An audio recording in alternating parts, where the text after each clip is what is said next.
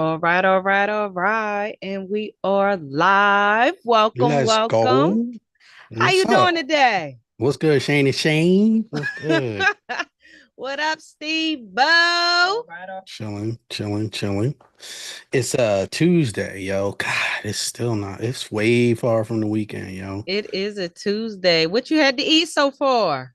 Not just some baked chicken. But your boy is trying to get slim and trim once again. So, you know what I mean? I'm eating a little differently these days. So, Okay, Slim and Trim once again. yes, Got yes, you. ma'am. Yeah, got trying to get my sexy back. Oh my God.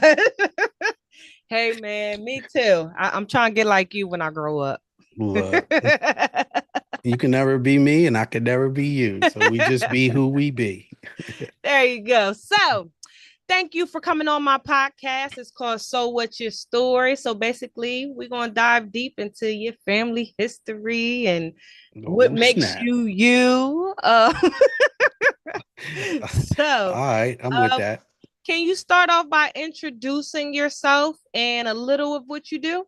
Cool. Absolutely. So, what's up, everybody? It's your boy, Silite Real, the OG streamer. That's my gamer tag. But no, I am Steven Sai.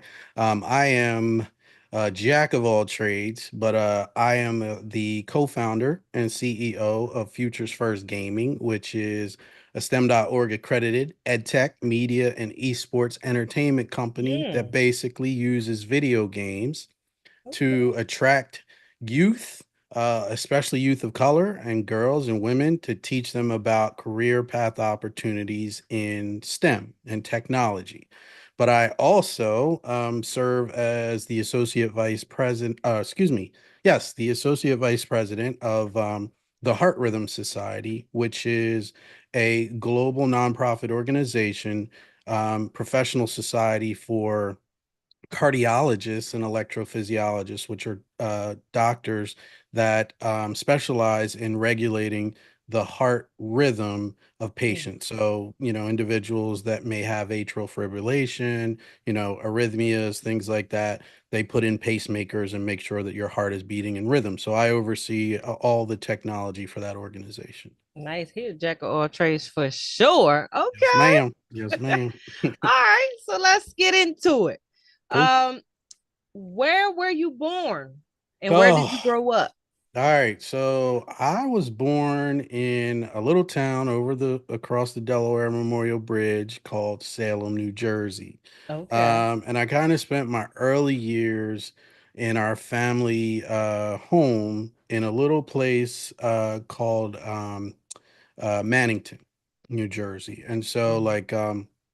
I was raised by my grandmother, my aunt, and my mother. So I was guided and shaped by three amazing, amazing women who were very spiritual, very hardworking, and very driven by education and making sure that you took advantage of all of those opportunities to try to get ahead in life. And so, Salem was a bustling town back in its heyday. It had a great community vibe. It was home to Anchor Glass, which was, the manufacturing company there at the time. It was home to Mannington Mills. So if, Mhm. you had tile or vinyl flooring back in the day, like Mannington Mills was the place that used to, manufacture all that. But like,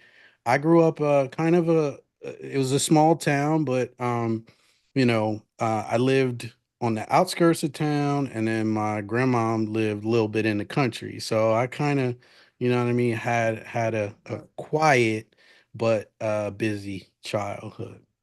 Got you. So, did you have any siblings? Do I? So where do I start? So Papa was a Rolling Stone, right? It seems like the moral of everybody's story. I got lots of siblings. So I've got oh 9 brothers and 2 sisters. Ooh. Now, my mom and dad never got married. So on my mom's side, I have 4 brothers. And then on my dad's side, are all the rest of the brothers and my two sisters. Now, I am the fourth oldest, at Okay. least that I know about right now, in case there's some other out there I don't know about. But I kind of honestly, I was raised as a little bit of an only child, right? Like I as for all my siblings, we weren't as close as most families that have, kids that are close together, but it happens in our amongst our people. So Got you. I'm no different than probably some others are. So you said you're number four on the list that you know of. What's the Hmm. age gap in those four? Except Papa was doing his thing. So it's not very large, right? So like my oldest brother is, I want to say, like 51 maybe. I'm 48. So it was back to back to back. And then my youngest, and I think my brother's the youngest. My youngest brother, that I know of, like, I don't want to get to line. I think is like in his 20s. So yeah, it was Hmm. Okay, interesting. Papa. It was interesting. Yeah, All yeah, right. yeah. So you grew up with three women. I know you said all these great things, but did you have any hard times, growing up with three, strong women? Did I? I mean, what I would say is, from what type of family we were, we've always been a very large, like I come from a very large family. So my great grandmother had 19 kids, right? Grew Oh. up in Worcetown, New Jersey.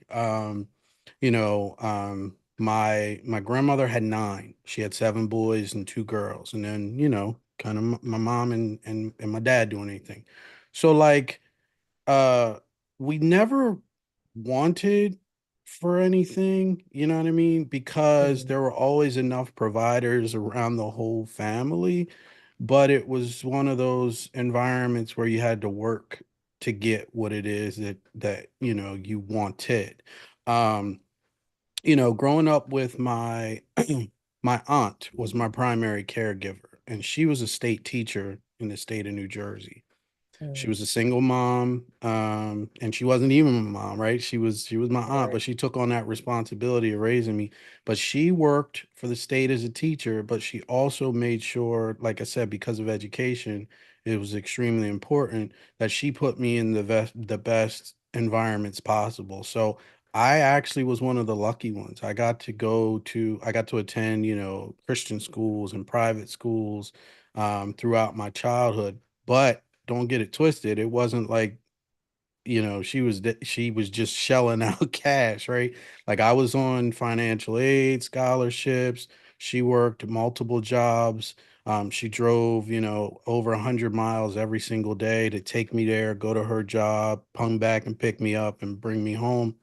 My grandmother, she was a nurse at Christiana Care. It was Christiana Hospital back in the day, but so she was a nurse there. So we didn't struggle, but like it wasn't one of them things where, hey, yo, on 16th birthday, here's a brand new, brand new whip for you. You know what I mean?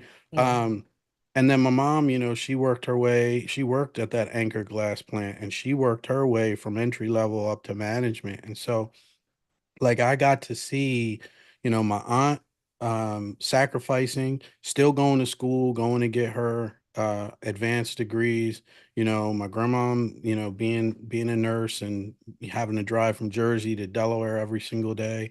And then my mom just kind of having my other three brothers and being, that single mom with four boys, like we eat we eat. Yeah. So I Especially mean, boys. from that standpoint, we were okay, and we had a lot of family that we could rely upon and would help out as needed. But I saw people to the right of me and to the left of me that went a different path because their environment was not as structured and sound as mine was. So I was one of the lucky ones. I ain't gonna lie. Okay. So I feel like I'm missing a piece here. So you said that your aunt primarily took care of you, but you also Hmm. said your mom did too. So, did you live with your aunt, or Yeah. how was that? How was the dynamic? So this is how it worked. My aunt was more my Monday through Friday, right? Because she would take me to school, make sure I got my homework and all that stuff. And then my grandmother and my mom, like I would either alternate weekends where I would stay. You know what I mean? But my aunt was the one that that really, put in most of the work in terms of me growing up until I was about I think I was about 16 years old, and then I Mm, actually moved over here and lived in East Side, in with my aunt who lives here in Delaware, because it became a lot for to ask my right. aunt to bring me over here to school because I went to school here in Delaware, to bring me here, and then I was involved in sports, so to come back or try to play Yeah, sports or have sports would be a practices and lot. stuff, yeah. So I when I was 16, I moved over here to Delaware and kind of didn't look back. Steve-O, Mm, you giving me all these peaches and cream. Where's the site now? Have you ever had any issues with any of your siblings or issues like fights or fallouts, yeah, disagreements, stuff for a like that. fallout? Anything? Or y'all just all close? Nah, and that's the thing. I won't say that we're not all super close, but when we get together, it's like time never flew by, right? But Yeah, that's what's up. my brother. So the closest three brothers that I was closest to were on my mom's side, right? Because I had was able to see them. So 2 years under me is my brother Joe. 2 years under him is my brother Taryn, and then 2 years under him is my brother Matt, and they're all different. You know what I mean? Like Joe and I probably shared our love of video games and wrestling, right? Taryn, he went into the military, so in terms of like disciplinarians and stuff, kind of we have that in common. And then Matt was an artist, but he was kind of like the black sheep, right? So Mhm. that sort of wild side and sort of the underdog is kind of where we bonded. Now, growing up, do we fight? Hell yeah. Like I remember one time, right? Like this is gonna be crazy, and he gonna be mad at me for telling this, but I remember one time me and my brother Joe got into it, and we both were playing football at the time, and we said, "All right, put the pads on." We put the pads on, and we actually went head up with each other in the front yard, and he wound up having to go to the hospital Oh my because God. You gave him a concussion? nah, You broke his skull? What you do? What you do? Uh, um, let's just say he lost one of his jewels. Huh? Yeah. Yeah, yeah. Oh my God. Well, brother, I didn't tell him to say that. I know, I know. We Oh can my goodness. I ain't gonna send him the link to this, but yeah, That was wow. yeah, you didn't expect that one, did you? Whoa. I don't know. Um, yeah, so yeah, I mean, we got into spats, you know what I mean? We would fight in the front yard, at my grandma's house out in the country, because who was gonna stop us? You know what I mean? Like, and then next thing yo, you hungry? And then there it is. We made up. But That's what's up. That's of course, of course. so, I've been curious. What's your nationality? So, uh, what isn't it? All right. So my mom's side of the family is African American and Native American, and my dad's side of the family is Puerto Rican and Italian. Okay. You got a mixture of everything. Everything, everything. Okay. That's why I like spaghetti. I like lasagna. You know what I mean? All kind of pastas. Yeah, I was about Um, to ask you what's your favorite food. Seafood and pastas. Yeah. Yep. Okay. Yep. Yep. And I make a dope like 3 meat 4 cheese lasagna. Yo, I'm nice with it. I'm nice with it. Okay. I'm nice with it, Ah, dog. you gotta make some for the people. You gotta make some so All we right, can I got you. try I got y'all. I got y'all. it. All right. So, what's your family dynamic like? How many kids do you have? So, uh, all right. So I have five sons. Um, Woo. but I also have a blended family. So, I got married when I was very young, too young. At the age of 24. I'm gonna be honest. Don't be getting married that young because you don't know Mhm. yourself yet, right? But before that, I met a girl from a young lady, let me say, from New Jersey. And we got together and we had my first son when I was 20. She was 18, so young. We had another child 2 years later, and then we tied the knot, and then 2 years later we had our third son, Sebastian. So Stefan is my oldest, Shelby is my second oldest, and Sebastian is third oldest. And we just grew apart. Like we grew up, we had different values, different things, and we split up. We grew apart, but that story is crazy. I don't know if you really want me to get into that. I don't want to, say Can if nothing. you're allowed to. I don't want to say nothing too crazy, but it wasn't the most amicable of split ups, right? Like Mm, there was, your typical who's gonna get the kids, there was the who you gonna be with next, there was the, just all that crazy ish, right? And for years, it took us a while before we actually became cool again. And that wasn't good for the kids, of course, but I mean, people live and learn. And now it's just more of a parental relationship, right? We both have moved on, and tell you a little bit about, where I am now. But she's remarried and she's had another child. So um really we chat when it has something to do with the kids, or, maybe like a, hey, hope all is well type thing, right? But mhm. after that, I was very blessed to meet my wife now, which is Mrs. Si. I'm not gonna blow her spot up. So beautiful. Thank you. And at the time that I met her, she had a 2-year-old son. And so, I was already a dad. It really was just kind of an opportunity to provide a guidance for another young man. And he Mm, came as part of the relationship. I loved her and love him. And then we got married, and we have our baby who is now 7 years old. So, the okay. ages are 28, 26, 24, 15, soon to be 15 actually this month, freshman in high school, and then seven, first grader. So all All boys, over. Oh. all boys. Wow. Yeah, You and done it for a girl? no, I think we're done. Okay. I think we're done. We thought about it, and we got to a point where we're just gonna focus on the ones that we have and make sure this world is crazy, yo. Like, Mhm. to bring little ones in this world, it's like you really gotta evaluate like what you're bringing them into, because they ain't asked to be here, and so you gotta make sure Right. that they're gonna be set up to be successful. So, we're Yeah. gonna focus on what we got. I got you. So, what would you say that your legacy? What do you want your legacy to be?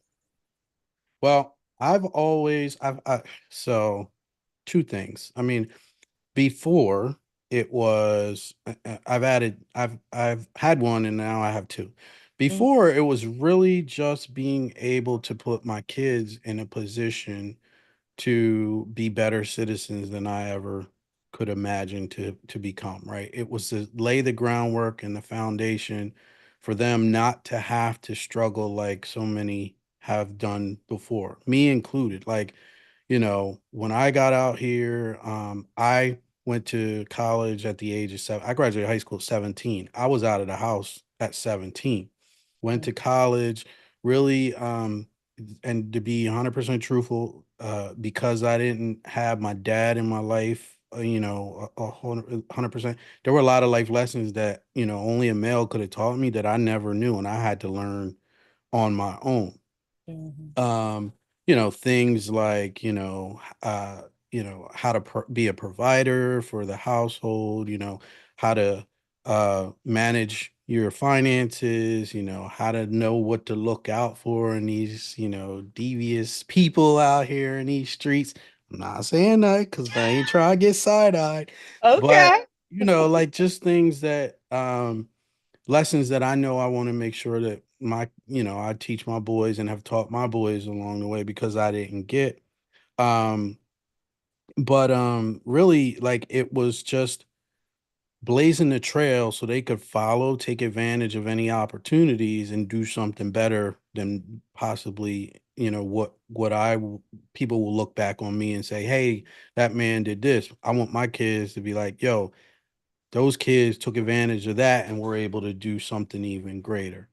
Right. But now, in addition to that, my legacy is much, much more what I hope is going to be impactful. Because a lot of people don't know this, you don't know this, and I'm actually going to be revealing this for the very, very first time We to got an a exclusive. wide audience. Yeah. About 2.5 years ago, my son Tyler was diagnosed with an ultra rare neurological disease. Mm, It is called mega encephalic leukoencephalopathy with subcortical cyst. that's long. MLC for short, I right? got it. Yeah. Yeah. Um, and really what it is the white matter of the brain, which is kind of where your cerebellum and all that stuff and it impacts your balance and whatnot. Hmm. Um, if you think the best way to put it is if you think about a electrical cable, because you know how our brains are all about neurons and Right. electricity and sparks. If you think about a system of telephone wires and with the electric cables and their insulation, the rubber that surrounds them, think about it wearing out and deteriorating over time. That is going to happen to Tyler, and unfortunately, it'll shut down. Sorry, that's my youngest son, Tyler. Oh, Um, it will shut down, and his body will stop functioning properly, and so it is fatal. There is no cure.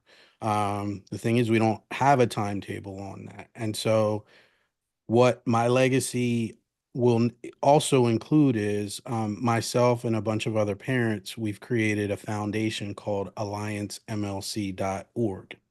And mm, this is really meant to, one, provide awareness to families who are recently diagnosed with this because it really impacts maybe 1 in 5 million people around the world. It's very, very, very rare. There hasn't been a ton of funded research on this, and so, what our foundation has been able to do is to identify all of the doctors and clinicians around the world mm, who never really knew about each other, never really collaborated to work to find a cure. And we've now been able to bring them together. We had the first conference in Amsterdam in February, and now they're starting to work together to hopefully identify a potential cure in the future. So, my mm, legacy there, not only am I trying to save my son, but trying to mhm. save so many other kids around this world that have been impacted by this disease. That's real deep. A little bit, a Oh man. little You know, bit. I'm trying right now. All right. What was the website again? AllianceMLC.org. So AllianceMLC.org. Please, please go and learn more a little bit about, for those of you watching, go and learn a little bit about the disease. And, the best way that you can help, obviously, help support the work by donating, but really get Right. the word out. Like, because just so many people have no clue that this even existed. Like, we didn't have a clue. Like, when me and mama found out about it, like, we had nowhere to turn, no, but didn't know of any doctors that even knew what this was. And so it took Mm. us about a year to really find people and resources that could at least get us going in the right direction. All right. Well, let me know. I will help in any way I can. I appreciate that. I appreciate that. Yeah, yeah, yeah. So, um, Mhm. I would like to know. Oh, sorry. Um, I just realized I didn't ask you about your father. Mhm. Is there a reason why he wasn't in the household? Um, One, he was out doing his thing, right? And I I I really don't know other than he just probably wasn't mature enough to be Mhm. that, right? Like he was, I believe, 18. My mom was 16 when I was born, right? So he was in the military. So obviously he went and served and did his time. Mhm. But he identified, I think, so I have two sisters and a brother that are all from him and his children's mother together, right? And I that was kind of the most stable situation I remember him being in when I was growing up, right? Like, so of course, would I look and be like, yo, why is he, why is that his Mhm. family and not? But it never was a situation where I was really mad at him, right? I was always just kind of appreciative of the time that I actually got to chill with him when I did. Now, Mhm. I ain't gonna I'll tell on him a little bit. He was the one that gave me my first taste of the drink, you know what I'm saying? So Okay. like now I was probably a little too young, younger than I should have been. But them nips back in the day, Oh my get the Lord. little end of the nips.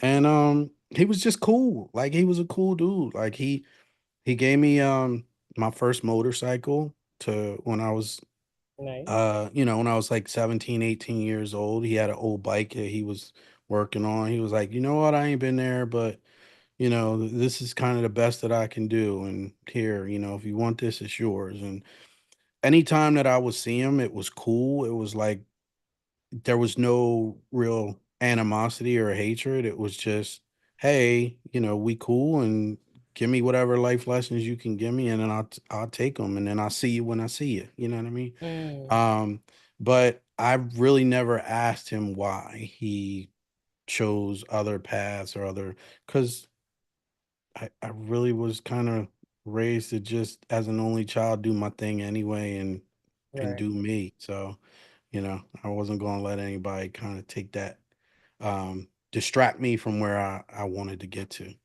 Okay. And is he still around? So he's in Tennessee now, actually. So he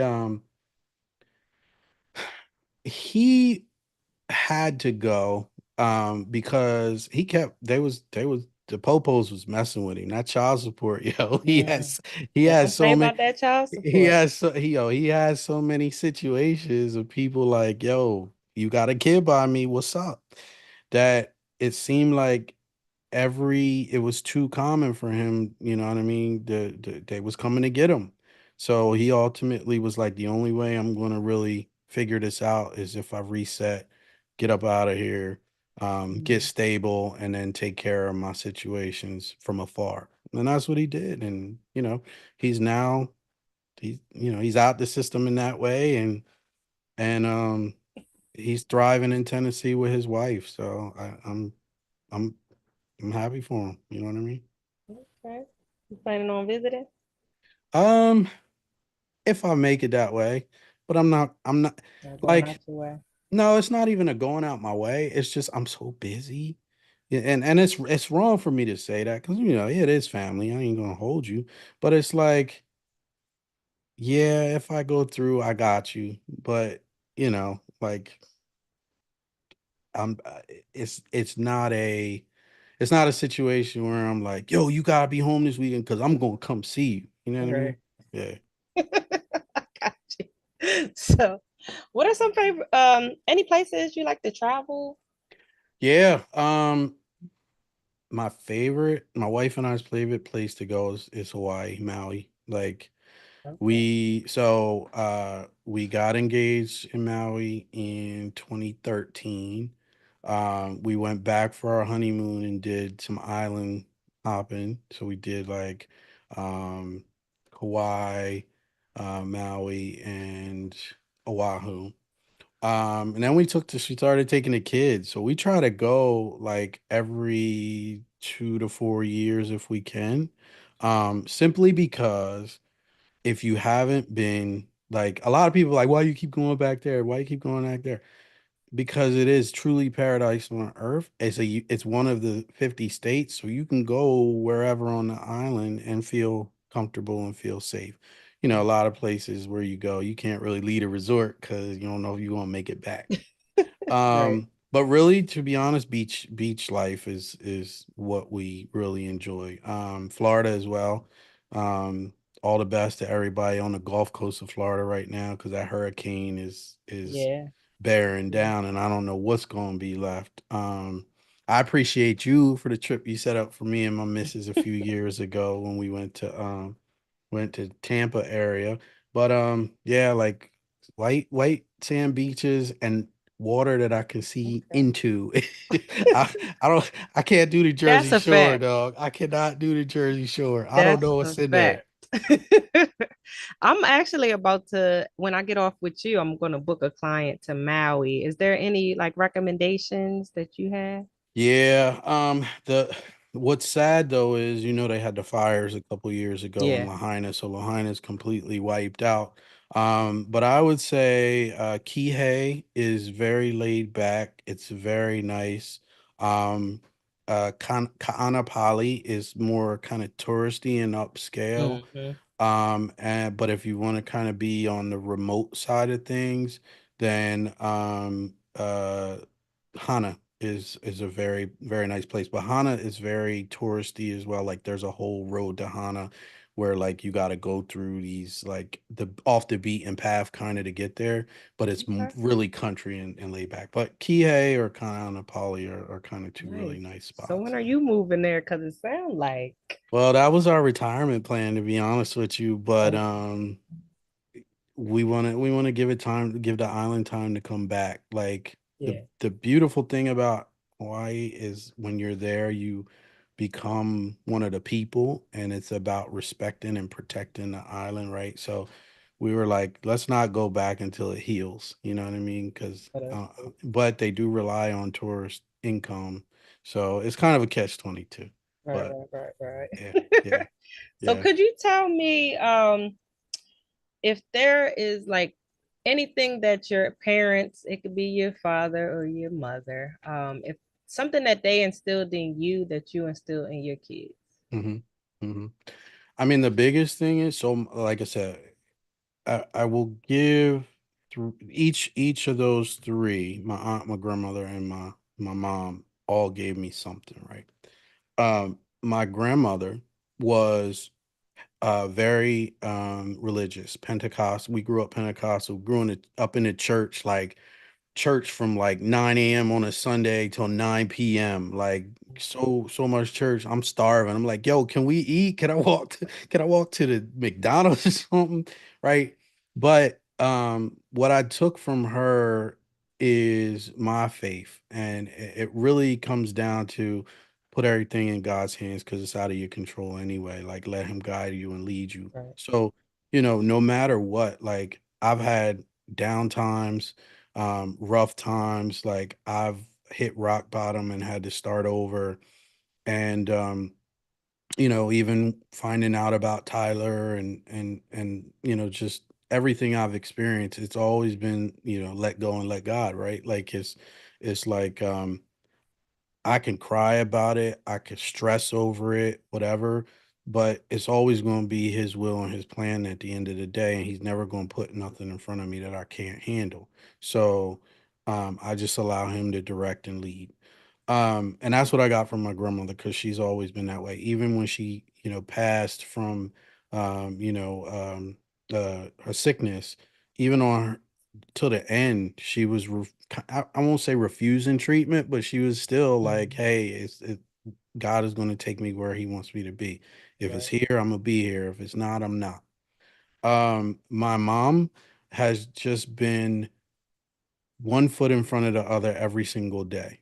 Don't stop. Like, no matter what you go through, as long as, no matter how high the snow is, just lift your foot up and keep trudging forward, and you're ultimately going to get to where you want to be.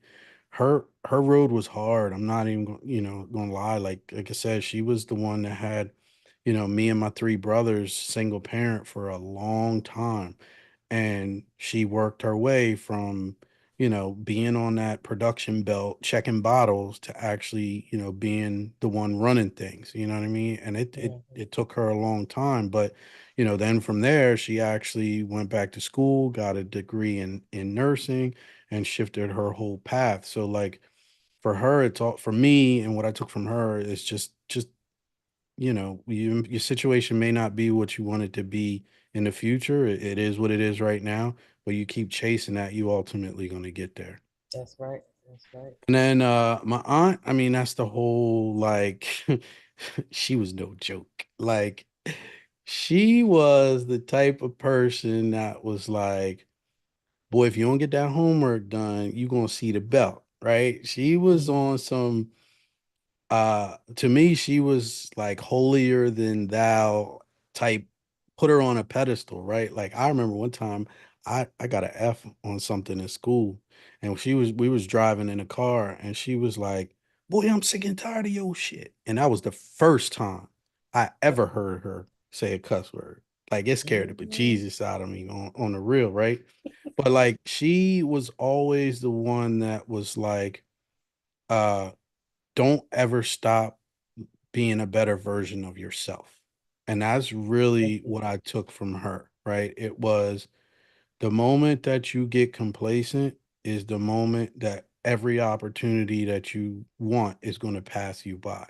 That's And so um continuously learn something every day. Like that was when she would drop me off at school, she was like, "Yo, you better learn something today."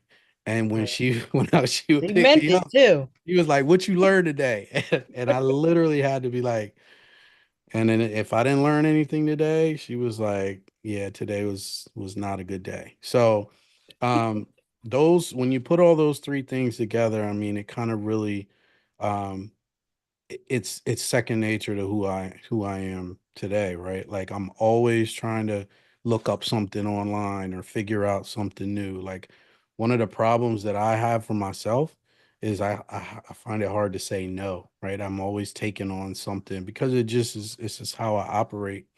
Um, but yeah, if I were to tell anybody those kind of three things, those are my words to live by. That's cool. I like that.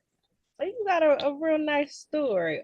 Could you tell the audience anything about yourself that a lot of people don't know, that you think is pretty cool about yourself?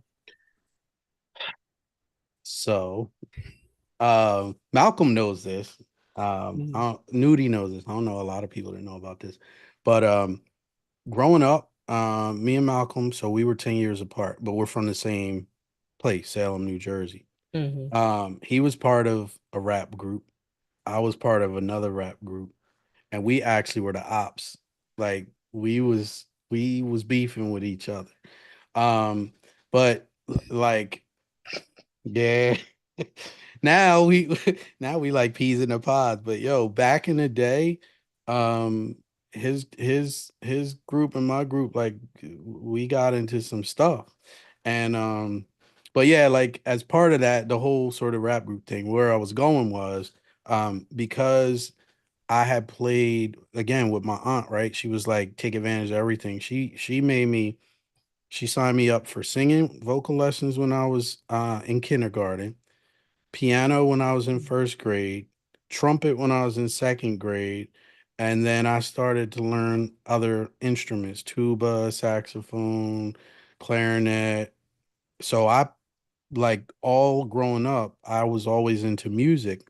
And so I Mhm. actually produced all the music for that group that I was in. We did two albums What's the and group name? it was called Ground Zero, Okay. and we had two albums, and we actually had one single from each album that was played on Power 99, 101.7, all the above. Go So ahead. yeah, so I got a nice little music So I catalog. could look it up, Yeah, huh? you could look it up. Oh, I'm gonna look that Hmm. up. Hmm. Tell you what I think. Oh, that was the shit. Don't get it twisted, yo. That's what's up. I never knew that about you, see? You said tell these people something they don't know about me.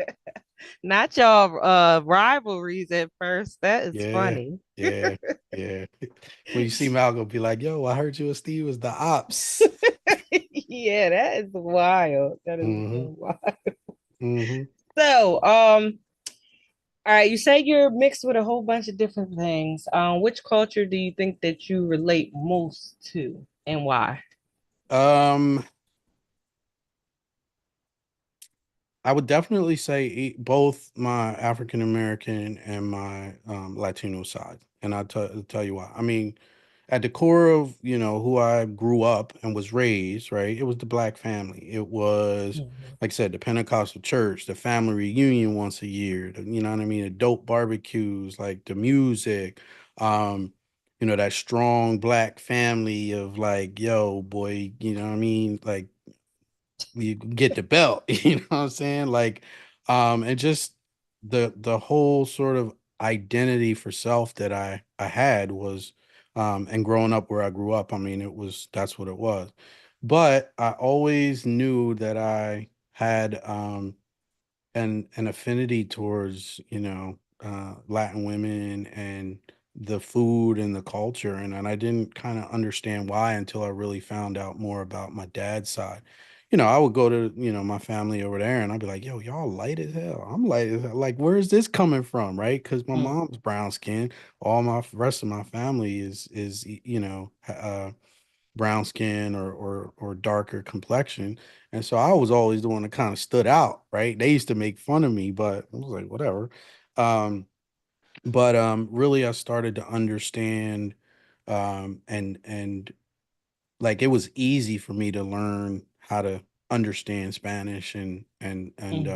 and then when I'll get served a plate, I'll be like, hell yeah, what is this? You know what I mean? And but it was one of those things where it was in a part of me. So I'd say right now I probably identify 50-50 with both of those sides. Okay. Like when I'm at the gym, my playlist half hip hop, half reggaeton or you know what I mean, bachata or merengue or salsa or All whatever. right, So all yeah, mama, like right. Go ahead.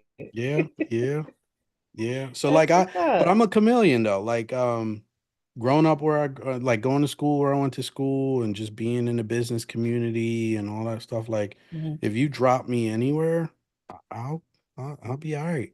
I'll be all Get in right. there. Yeah, Okay, I yeah, see. yeah, So, can you let us know a few things that you have coming up, if you have anything coming up? yeah. Um. Okay, so on the FFG side, so we talked a little bit about Futures First Gaming.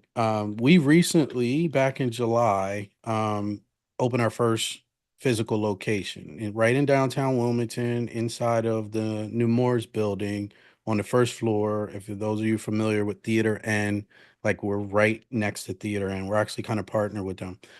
So coming up, we actually now that we have our own esports center and I really didn't describe that. Like it's called FFG Central. And inside of that space, we got 16 gaming computers and sort of uh in a lab type setup. We do esports tournaments, gaming events, open play gaming. You can come down on Thursday, Friday, and Saturday evenings and pay $10 an hour to come and game in some of the best equipment here in the state of Delaware. We also in that spot, which we were going to do, but schedules kind of didn't align, have a podcast studio and a live streaming booth. And so, that is another part of that. But it's 2,600 square feet. And outside of the lab and the podcast studio on the other side is really a lounge. Like we got couches, we got comfortable seating, we got wall to wall 55-inch TVs. We've got a game. Oh, sorry. The AI joint recognized my hand and it Oh, put the hand up on the. We got a 100-inch TV. Where we do like events, birthday party rentals, like like corporate team building. You can rent out the space, or we're gonna have like fight nights and Super Bowl party, all that stuff. It's just gonna be a really chill spot. Saying that to say, coming up in December. we have a big esports event that's going to be taking place there December 6th and 7th. So Okay. visit the website. It's futuresfirstgaming.com to find out more information about that. We'll be adding more information.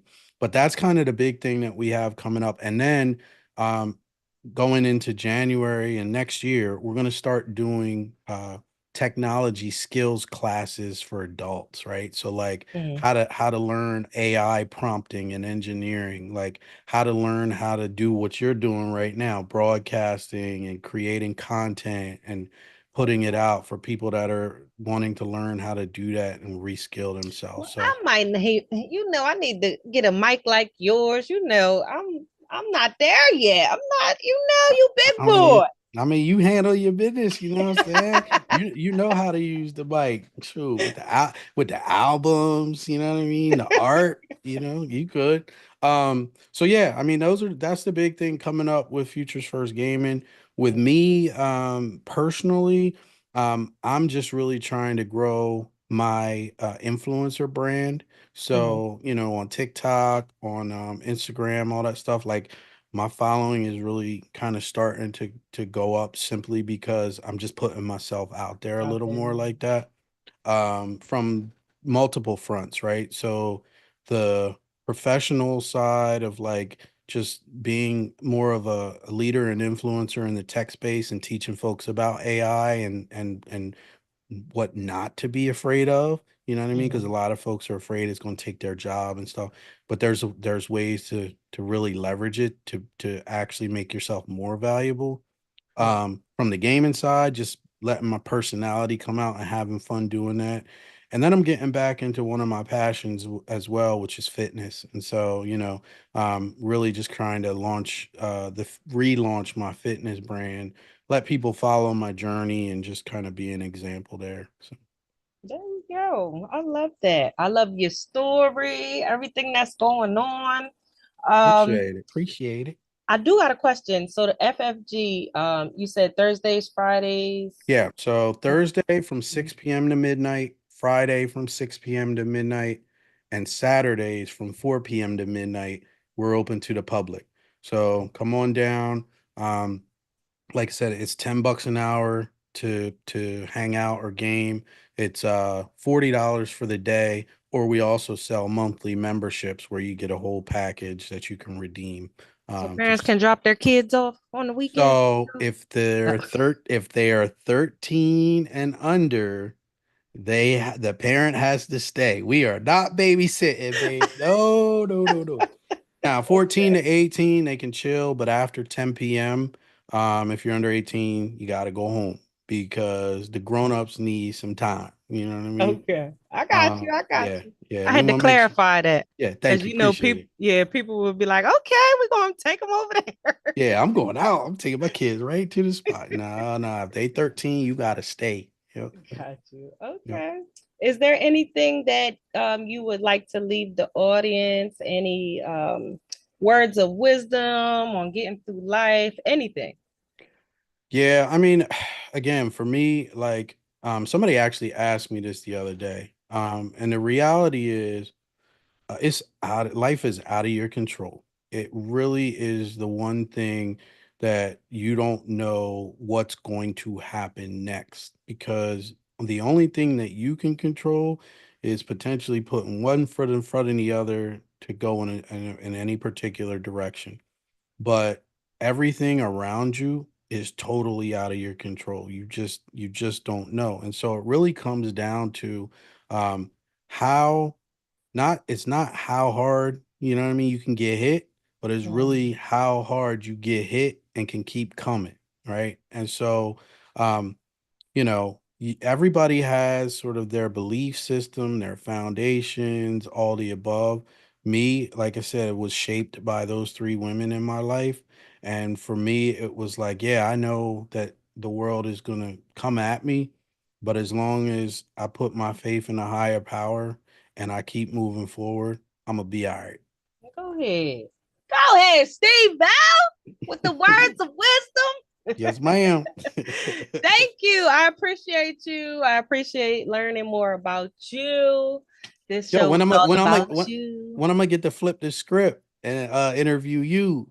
Maybe we could do it in your podcast studio. All right, let's do that. Let's do that for sure. For sure. All right. Thank you. Thank you for coming on. Of course, thank you for having me. And shout out to all your viewers. Make sure y'all keep tuning in because Shana Podcast is lit. Appreciate you. Have a good one.